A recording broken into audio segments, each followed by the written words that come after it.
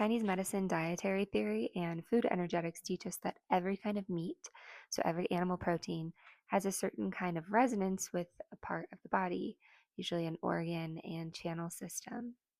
Chicken, in particular, has a resonance with the spleen and pancreas system, which, if you've been listening to me for a while, you know that the spleen and pancreas are so much responsible for digestion and our digestive capacity.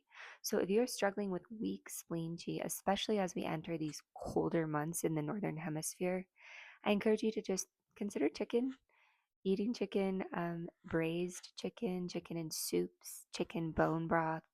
We don't want to overdo it so that we're having chicken at every meal, especially without vegetables, which can create a lot of heat in the body.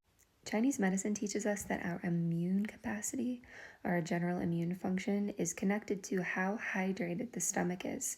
So the stomach really needs proper adequate hydration to carry out its functions and do what it needs to do, which directly affects our immune capacity. So as we move into these cold flu season months in the northern hemisphere, I encourage you to really think about how important your hydration is to staying well, to maybe look back at some of my newsletters or previous videos where I talk about the way that proper hydration really comes through the diet by eating wet cooked foods and foods prepared in water. Hydration is so important, and it's not something that we get simply from just drinking water. You can be drinking water. I am a clinical herbalist, but I spend so much time talking about food and dietary practices, both here and with my clients, because I just don't really see how you can effectively practice herbalism without also addressing diet. Our dietary practice really is the cornerstone of our health, along with how much we move our bodies and how much sleep we get. And I think that my herbal practice, my clinical herbal practice, is just as much dietary therapy as it is herbal support. Part of what I love so much about Chinese medicine dietary theory is that we're not just thinking about foods as a combination of proteins and fats and carbohydrates. We're not just looking at calories.